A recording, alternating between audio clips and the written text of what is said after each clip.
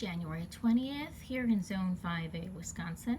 I'm starting a few more seeds to grow on indoors for this summer's garden. Some of the things I'll be starting are celery seeds, sea buckthorn, which has been cold stratified, nanking bush cherry, which has also been cold stratified. I always add some chives into each of my little pots. There's always going to be room to put chives next to like a bush cherry. Most plants will benefit from chives, and they take up so little space when they're growing inside and getting established. It's a great way to kind of fit them in, use fewer pots, and transferring those little tiny fiddly things, like if you've ever grown them from seeds before, by the time it's time to put them out in the garden, they're like, I don't know, tooth floss thin. So trying to move those and transplant them up in the garden is really difficult. But if you can just take it with all the dirt from the same pot that you had a bigger plant in and put it in the ground together, it's much easier. And once they're fully established, if you really want to move them, they're pretty easy to move. So let's get started.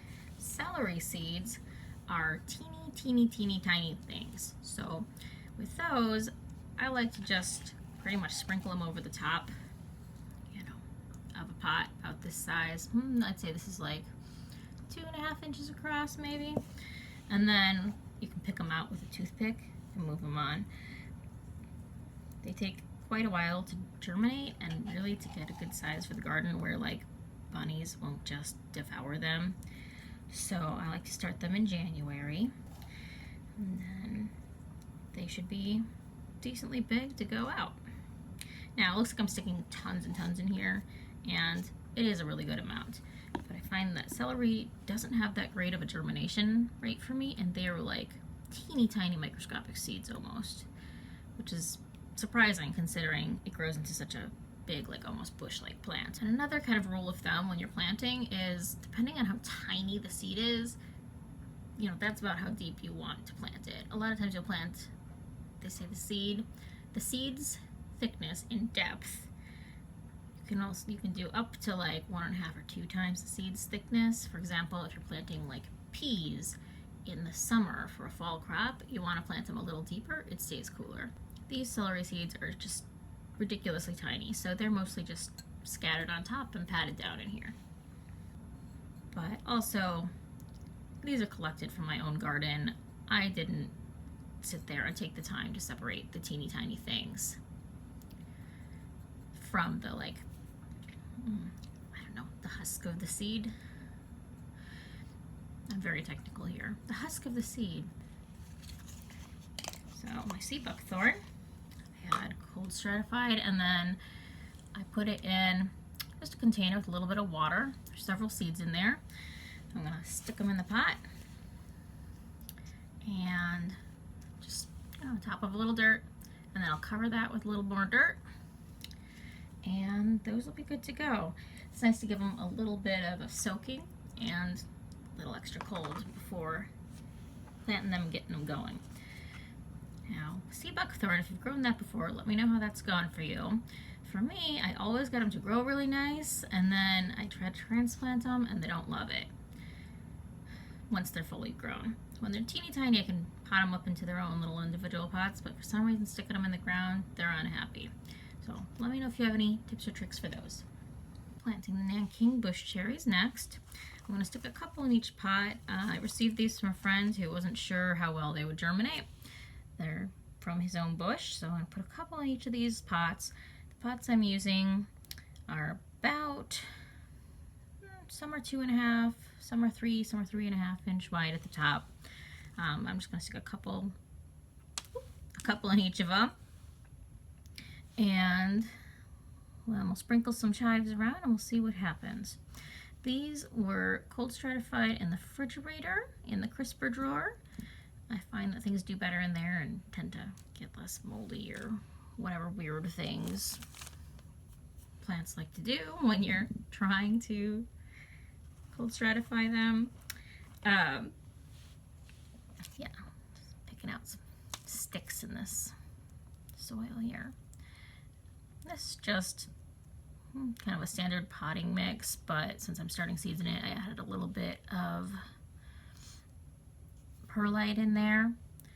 So you want them to drain pretty quickly, but I don't want the plants to try to grow up in, seed starting medium is like so easy for the plants to grow up into, which can be nice, but can also just make them not develop such tough roots, and I have tough clay soil. So I tend to just go with the potting mix and a tiny bit of perlite mix, and that seems to work really well in most cases.